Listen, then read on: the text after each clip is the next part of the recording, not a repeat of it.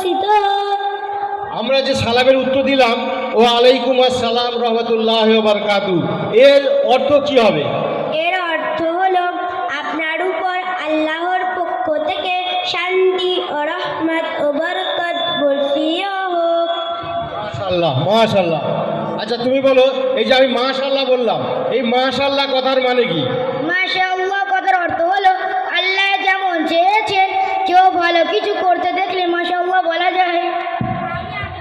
আলহামদুলিল্লাহ এই বাংলার অর্থ কি? আলহামদুলিল্লাহ কথার অর্থ হলো সকল প্রশংসা আল্লাহর জন্য। এই শব্দটির দ্বারা আল্লাহর শুকরিয়া আদায় করা হয়। সুবহানাল্লাহ। তুমি বলো এই সুবহানাল্লাহ এর বাংলা অর্থ কি? সুবহানাল্লাহ কথার অর্থ হলো আল্লাহ পবিত্র এবং সুমহান। আমরা অনেক সময় বলে থাকি ইনশাআল্লাহ, এই ইনশাআল্লাহর বাংলা অর্থ কি এবং কোথায় বলতে হয়? ইনশাআল্লাহ কথার অর্থ হলো আল্লাহ যদি চান ভবিষ্যতে কিছু হবে, কিছু করব বা কিছু ঘটবে, এমন বিষয়ে ইনশাআল্লাহ বলতে হয়। যেমন আগামীকাল থেকে 1 মাস পর্যন্ত দুনিয়ার ছুটি থাকবে ইনশাআল্লাহ। 1 মাস ছুটি থাকবে না, ছুটির ঘোষণা আমি করে দিই। 1 মাস ছুটি থাকবে না, মনে পড়ে গেল 1 মাস ছুটি থাকবে না, 1 সপ্তাহ ছুটি থাকবে। দিনিয়াতে 1 সপ্তাহ ছুটি থাকবে। আগামী বৃহস্পতিবার থেকে আমাদের দিনিয়াত শুরু হবে ইনশাআল্লাহ। আমরা অনেক সময় বলে থাকি আস্তাগফিরুল্লাহ আস্তাগফিরুল্লাহ। এই তুমি বলো আস্তাগফিরুল্লাহ বাংলা অর্থ কি? আস্তাগফিরুল্লাহ কথার অর্থ হলো মহান আল্লাহর নিকট ক্ষমা প্রার্থনা করছি।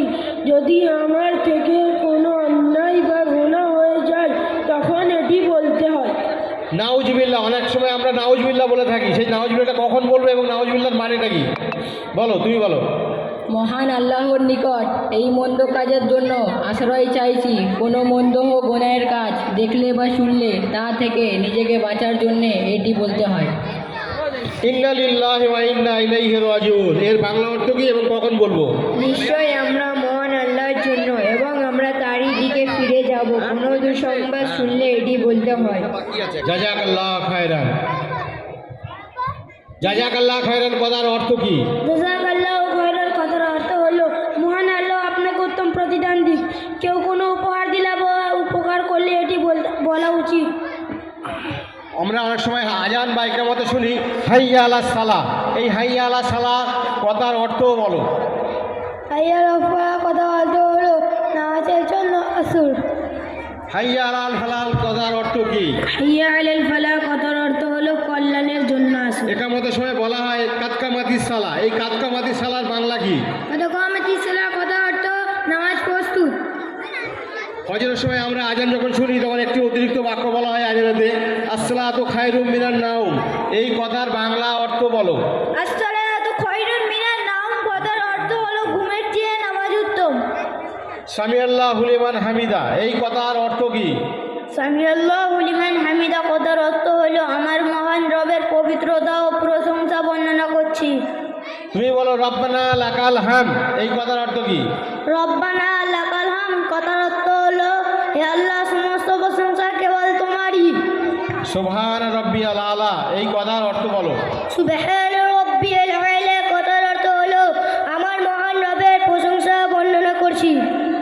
এই বাজের পরীক্ষার ফলাফল ঘোষণা করছি। প্রথম মোহাম্মদ আরাইব। আরাইবকে পুরস্কার দাও। প্রথম মোহাম্মদ আরাইব। দ্বিতীয় তামহির মোল্লা।